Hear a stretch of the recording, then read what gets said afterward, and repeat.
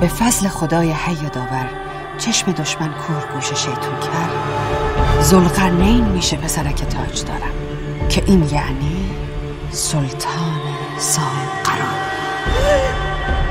در خلسه میان خواب و بیداری ندایی شنیدم که میگفت جیران.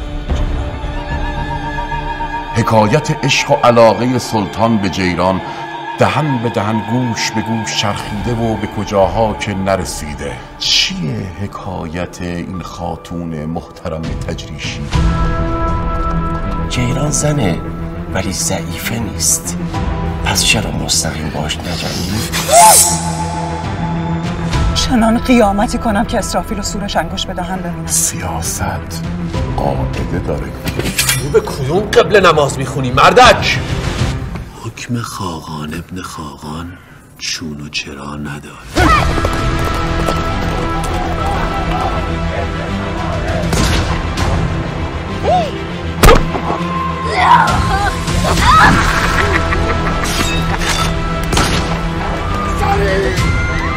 خیالمو بابت یه دشمن مشترک آسوده کنم.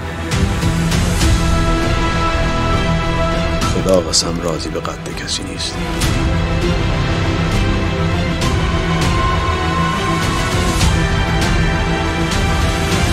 وقتی با قلم و جوهر سیاه یه خط سیاه بکشی روی کاغذ سیاه،